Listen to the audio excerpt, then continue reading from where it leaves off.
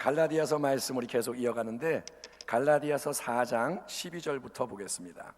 오늘 본문은 갈라디아서 4장 12절에서 20절까지의 말씀입니다. 신약성경 306면 갈라디아서 4장 12절에서 20절 말씀 우리 교독하겠습니다. 12절 형제들아 내가 너희와 같이 되었은즉 너희도 나와 같이 되기를 구하노라. 너희가 내게 해롭게 하지 아니하였느니라. 내가 처음에 육체의 약함으로 말미암아 너희에게 복음을 전한 것을 너희가 아는 바라. 너희를 시험하는 것이 내 육체에 있으되 이것을 너희가 업신여기지도 아니하며 버리지도 아니하고 오직 나를 하나님의 천사와 같이 또는 그리스도 예수와 같이 영접하였도다. 너희의 복이 지금 어디 있느냐? 내가 너희에게 증언하노니 너희가 할 수만 있었더라면 너희의 눈이라도 빼어 나에게 주었으리라. 그런즉 내가 너희에게 참된 말을 함으로 원수가 되었느냐? 그들이 너희에게 대하여 열심내는 것은 좋은 뜻이 아니요 오직 너희를 이간시켜 너희로 그들에게 대하여 열심을 내게 하려 합니다. 좋은 일에 대하여 열심으로 사모함을 받으면 내가 너희를 대하였을 때뿐 아니라 언제든지 좋으니라. 나의 자녀들아 너희 속에 그리스도의 형상을 이루기까지 다시 너희를 위하여 해산하는 수고를 하노니. 같이 읽겠습니다. 내가 이제라도 너희와 함께 있어 내 언성을 높이려 함은 너희에 대하여 의혹이 있습니다. 아멘. 자, 사도 바울은 갈라디아 성도들을 구원하고 그곳에 주의 몸된 교회를 세운 복음의 사람이죠. 근데 유대 율법주의 이단 교사가 교회에 침투해 왔습니다. 성도를 미혹하고 율법의 굴레 아래 그들을 가두려고 하는 상황을 직면하자 바울은 우리가 살펴본 것처럼 복음과 율법의 차이, 또 예수 믿기 이전의 삶과 예수 믿은 이후의 삶의 차이에 대해서 여러 말씀을 지금까지 전하면서 뭐라 하냐? 갈라디아 성도들아 다시 복음으로 돌아와라. 예수 그리스도를 믿는 참된 믿음으로 돌아와라. 이렇게 호소한 내용을 우리가 봤습니다. 오늘 본문에서도 그런 바울의 호소가 계속 이어지는데 이제 바울은 그가 처음에 갈라디아 땅을 방문해서 그곳 성도들을 만났을 때 얘기를 꺼내는 겁니다. 그때 그 얘기, 그때 기억하지? 바울이 그렇게 해서 그때 처음 얘기를 꺼내면서 그들의 변해버린 태도와 모습과 관계를 이제 대비시키는 내용이 12절부터 16절에 기록이 되어 있는 겁니다. 다시 한번 제가 읽어보겠습니다. 형제들아 내가 너희와 같이 되었은즉 너희도 나와 같이 되기를 구하노라. 너희가 내게 해롭게 하지 아니하였느니라. 내가 처음에 육체의 약함으로 말미암아 너희에게 복음을 전한 것을 너희가 아는 바라. 너희를 시험하는 것이 내 육체에 있으되 이것을 너희가 업신 여기지도 아니하며 버리지도 아니하고 오직 나를 하나님의 천사와 같이 또는 그리스도 예수와 같이 영접하였도다. 너희의 복이 지금 어디 있느냐? 내가 너희에게 증언하노니 너희가 할 수만 있었더라면 너희의 눈이라도 빼어 나에게 주었으리라. 그런즉 내가 너희에게 참된 말을 함으로 원수가 되었느냐라고 바울이 말합니다. 여러분, 사람은 누구나 유한한 존재, 그래서 변하기 쉬운 존재. 사람은 변하기가 쉽습니다. 처음에 바울이 갈라디아 땅을 방문하고 복음을 전했을 때 아마도 바울은 선교 여행을 하다가 어떤 질병에 걸려서 그곳에 이제 머물게 된 것 같습니다.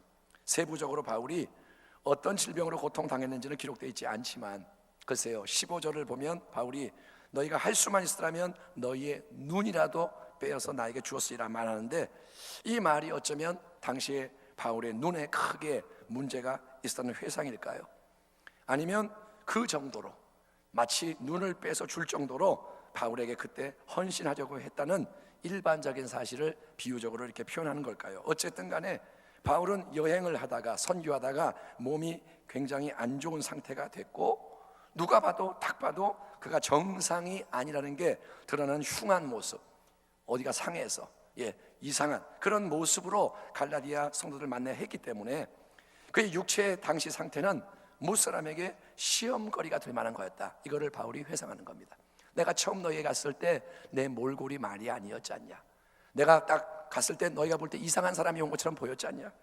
그렇게 질병 때문에 더 이상 여행을 할 수 없는 상황에서 아마도 치료를 받기 위해서 갈라디아 땅에 머물게 된 바울은 그곳 사람들에게도 당연히 뭘 전하냐? 복음을 전하는 거예요. 아멘. 병 때문에 내가 치유받는 중에도 복음을 전하는 거예요. 왜냐하면 그는 예수 그리스도의 복음에 온전히 헌신된 그분의 사도였기 때문인 거예요. 아멘. 이번에 바울 영화가 이렇게 나왔는데 여러분 이제 교구마다 어떻게 하든지 그 영화를 꼭 보시기 바랍니다. 바울 영화 잘 만든 영화고 그 영화를 보고 여운이 굉장히 남습니다. 저는 사도 바울을 참 좋아하는데 그 영화를 보니까 더 좋아졌어요. 바울은 뭐냐? 복음의 사람. 그는 복음과 하나인 거예요. 원래는 예수를 대적하던 자였지만 예수 만나고 나서는 복음밖에 없어요. 그래서 항상 복음, 매를 맞아도 복음. 아멘. 돌을 맞고 쓰러졌어요. 죽은 것처럼 됐는데 일어나가지고 또 복음을 전하는 거예요. 정말 말이 안 나옵니다. 예? 돌에 맞아서 거의 죽을 뻔했으면 요양을 가야죠. 예? 당분간은 좀 충격을 먹어서 트라우마, 상처 치유받아야 돼. 다 그러잖아요. 우리 상처 입었어. 바울은 뭐냐? 뻘떡 일어나가지고 또 복음을 전하는 거예요. 아멘. 사람은 충만한 게 나오는 거예요. 복음이 가득하니까 그냥 복음이 계속 나오는 거예요. 그래서 갈라디아 가서도 복음을 전해. 그런데 갈라디아 성도들은 그때 이 바울을 보면서 업신여기고 거부하고 조롱하고 함부로 대하며 대적한 게 아니라 마치 하나님이 보낸 천사를 대하는 것처럼, 아니면 예수 그리스도께서 친히 그곳에 오셔서 그들 앞에 서 계신 것처럼 이 바울을 환대하고 영접하는 역사가 일어났으니 그게 뭐냐? 하나님의 놀라운 은혜인 줄 믿습니다. 사람은 여러분 원래 외모를 보며 껍데기와 포장을 중요하게 여기기 때문에 병들고 약하고 혐오스러운 모습으로 찾아온 바울, 병이 심하게 걸려서 어디가 찌그러지고 뭐 진물이 나는지, 아무튼 우리가 이렇게 병든 사람이 오면 그러잖아요. 그런 바울이 와가지고 전하는 복음은 인간적인 관점에서는 별로 끌리지가 않고 듣고 싶지 않은 이상한 소리 치부되기 쉬운 거예요. 여러분 이상한 모습의 사람이 와가지고 내가 할 말이 있어요. 그러면 됐어요. 가요. 가. 이렇게 하잖아요. 근데 바울이 전하는 복음이 그런 복음으로 들릴 수 있는데 그 자리에 성령님이 바울과 함께 하신 줄 믿습니다. 이게 하나님의 비밀인 거예요. 아멘. 인간은 깨지고 인간은 못나고 인간은 무능하고 약하지만 하나님의 능력이 역사하는 거예요. 성령님이 계셔서 예수님이 역사하셔서 바울이 전한 이 복음이 진리의 능력으로 사람의 심령을 감동 감화했기 때문에 갈라디아 사람들은 은혜를 받은 거예요. 회심을 합니다. 예수를 영접하고 그들은 사도 바울에게 필요하다면 자기의 눈이라도 빼서 기꺼이 주고 싶어하는 헌신자가 된 줄 믿습니다. 바울을 사랑하다 못해 눈이라도 바치겠습니다. 당신의 사역에 내 눈이라도 드리겠습니다. 그런 사람으로 변화가 된 거예요. 아멘. 그런데 이제 그들은 여러분 변했습니다. 바울의 원수가 되었습니다. 왜냐? 바울이 율법주의 이단 교사들에게 미혹된 그들에게 참된 말을 함으로써 그들을 찌르고 아프게 하기 때문인 거예요. 바울이 그들의 기분을 상하게 하는 거예요. 그거 아니야, 그거 틀렸어, 너희는 망하는 길을 가는 거야. 그랬더니 그들이 이제 바울을 싫어하기 시작하는 거예요. 여러분, 그래서 바울이 11절에서 그들을 뭐라 하냐? 형제들아, 주 예수님 안에서 같은 하나님 아버지를 모신 영적 가족 동료들아, 내가 너희와 같이 되었은즉 너희도 나와 같이 되기를 구하노라. 이렇게 말하는 거예요. 따라합시다. 내가 너희와 같이 되었으니 너희도 나와 같이 되기를 구하노라. 그러니까 뭐냐? 내가 처음에 너희를 만나서 복음을 전하고 함께 거할 때, 그때 비록 내가 너희와 신분이 다른 유대인이지만 이방인인 너희에게 가까이 다가가서 너희의 다른 삶, 너희의 눈높이에 나를 맞춰주고 너희와 같은 사람이 돼서 너희를 구하려고 힘쓰던 것처럼 이제 너희도 나와 같이 되라. 이건 뭐냐? 너희는 이단 교사들의 속임에 넘어가서 다시 율법의 속박 아래 고통당하는 옛 피조물로 돌아가지 말고 나와 같이 예수님의 은혜, 예수님의 사랑, 예수님의 자유와 생명 안에서 계속 살아가며 성장해가는 새 피조물의 자유로 나와라. 이렇게 간곡히 당부하는 줄 믿습니다. 내가 너희에게 맞춰서 복음을 전했고 구했는데 이제 너희는 나와 같은 이 진리의 길을 가자, 이 말이에요. 고린도전서 9장의 사도 바울은 복음을 전파하는 자기의 사역에 대해서 근본적인 원칙을 천명한 바가 있습니다. 그건 뭐냐? 내가 모든 사람에게서 자유로우나, 바울은 예수님의 사람이에요. 바울은 매이지 않아요.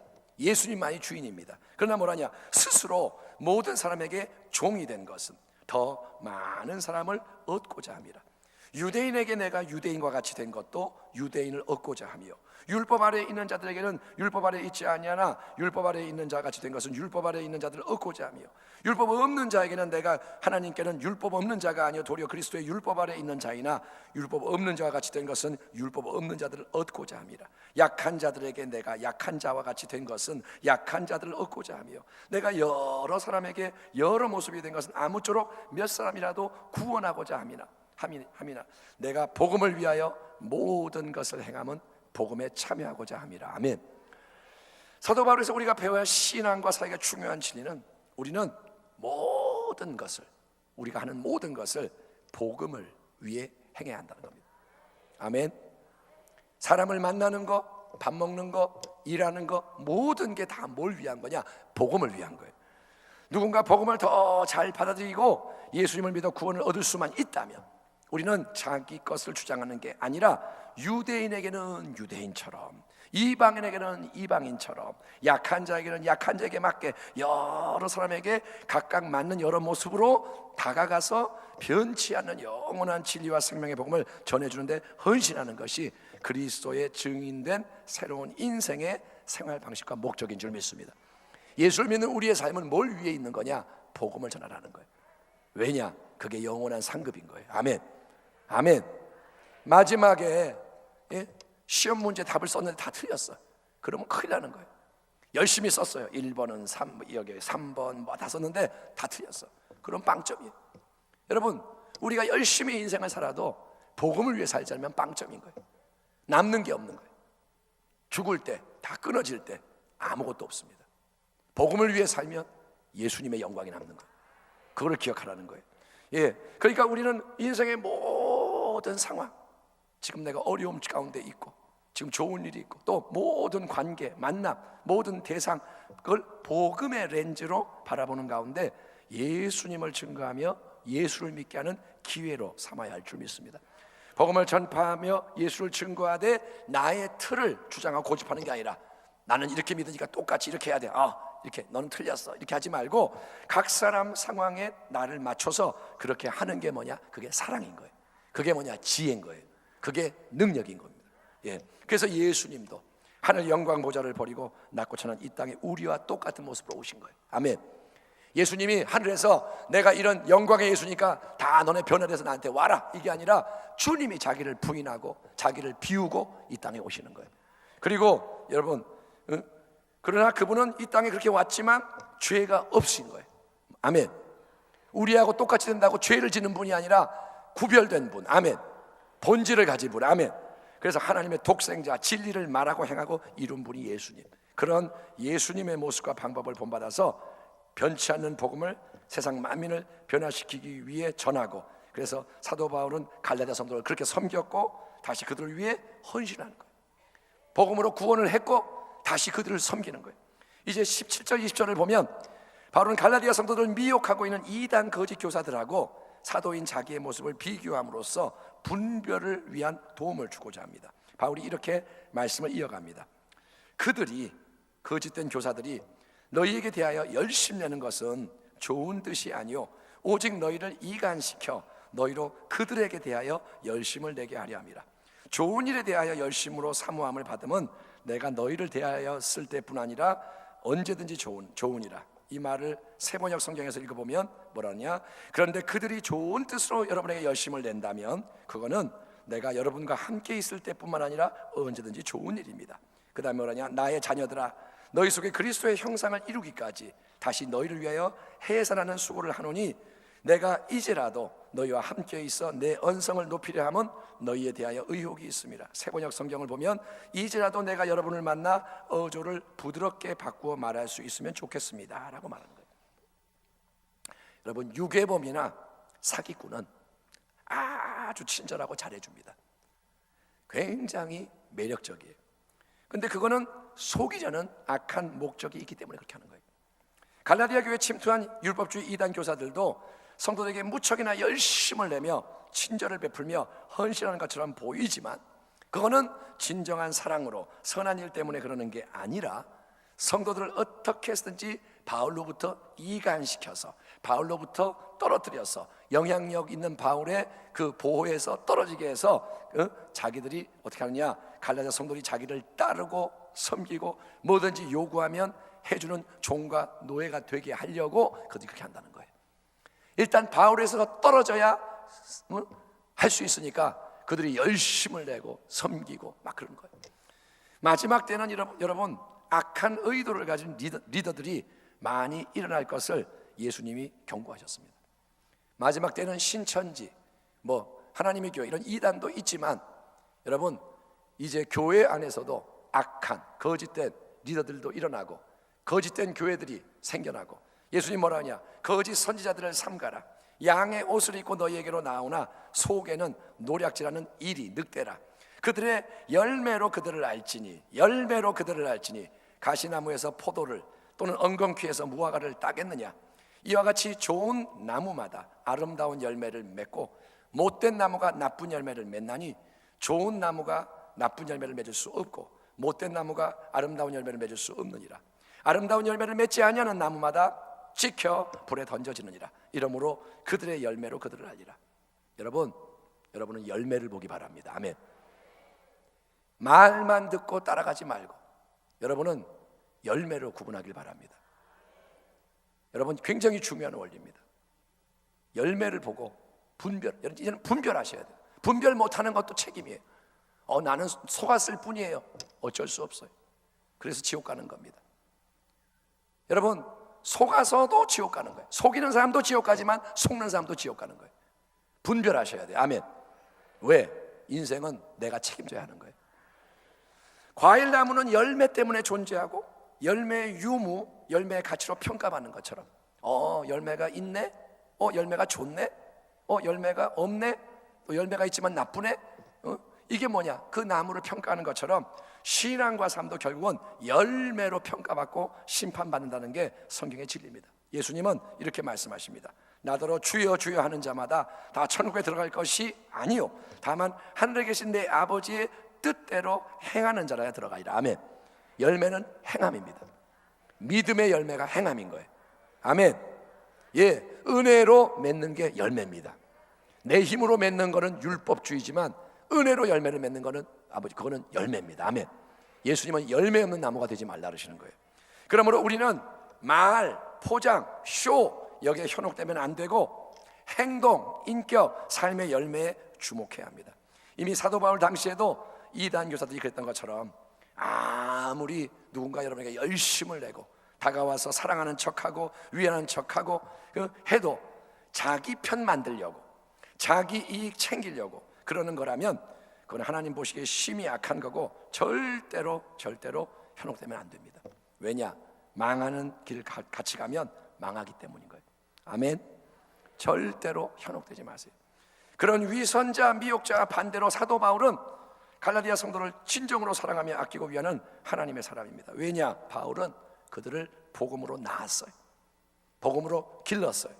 그리고 다시 그들을 위해 고통스럽고 힘든 해산의 수고를 아끼지 않기 때문인 줄 믿습니다. 바울이 말합니다. 나의 자녀들아, 내 새끼들아, 너희 속에 그리스도의 형상을 이루기까지 다시 너희를 위하여 해산의 수고를 하노니. 하나님이 우리를 구원하신 목적은 우리 각 사람 안에 하나님의 독생자이신 예수 그리스도의 형상이 이루어지는 겁니다. 아멘. 하나님이 우리를 구원한 건 뭐냐? 우리 안에 예수님을 새기기 원하시는 거예요. 내 안에도 예수가 계시고 당신 안에도 예수님이 계시고 그 형상이 더 분명해지고 아름다워지고. 아멘. 그래서 우리가 하나님의 참된 성숙한 자로 우뚝 서서 빛나는 걸 원하시는 거예요. 천국 가면 예수님을 마주보게 됩니다. 아멘. 그리고 주님과 같은 은혜의 영광으로 빛나는 거예요. 예수님은 독생자. 아멘. 우리는 양자, 양녀. 아멘. 근데 똑같은 자녀인 거예요. 그게 은혜의 영광인 거예요. 아멘. 아무 상관없는 우리를 아버지가 자녀 삼아 주시는 거예요. 근데 그러려면 예수님의 형상이 있어야 되는 겁니다. 우리는 그리스도의 마음을 품어야 됩니다. 그리스도의 향기를 발해야 합니다. 그리스도의 능력으로 변화를 일으키는 복된 인생이 되어야 할 줄 믿습니다. 그게 그리스도인인 거예요. 예수의 사람, 예수의 마음, 예수의 향기, 예수의 생명, 예수의 능력. 아멘. 여러분이 걸어가면 예수님이 보이고, 아멘. 여러분이 머물다 간 곳에 예수님의 은혜가 임하고, 아멘. 우리는 예수님 때문에 살고 예수님의 열매를 맺는 자가 되어야 한다는 겁니다. 그리고 주님이 다시 오실 때 우리는 점과 흠이 없는 모습으로 그분을 맞이하는 게 복음의 완성인 재림의 소망인 겁니다. 바로 그 일을 위해서 우리는 이제 교회로서, 주의 종으로서, 성도로서 해산하는 수고를 계속 해야 합니다. 우리는 계속 해산, 아기를 낳아야 돼요. 아멘. 계속 복음을 전해서 아기를 낳아야 돼요. 지금 이제 다시 복음을 여러분 전하고 있고 전도하고 계신데, 여러분 그냥 예수 믿으세요 말만 하는 게 아니라 아기를 낳아야 돼요. 아멘. 그거는 뭐냐? 성령의 역사하셔야 되는 겁니다. 그리고 복음으로 길러야 돼요. 아멘. 아기를 낳고 두면 다 죽어요. 길러서 훈련시키고, 그래서 열매를 맺게 할 뿐 아니라 새롭게 세워진 그 사람도 다시 동일한 해산의 수고에 매진하는, 그래서 땅 끝까지 이 복음을 전하고 사람을 세우고 그렇게 세우는 아름다운 주 예수의 역사가 일어나야 할 줄 믿습니다. 다시 복음으로 일어나는 교회가 되기를 축원합니다. 다시 믿음으로 일어나는 우리 교회가 되기를 축원합니다. 복음의 사명으로 승리하는 순복음 부평 되기를 축원합니다. 기도하겠습니다. 하나님 감사합니다. 오늘 이 시간 영광을 주께 돌리오니 하나님, 사도 바울이 전한 이 복음대로 우리의 삶이 자꾸 변화되게 하여 주옵소서. 예수님의 이름으로 기도합니다.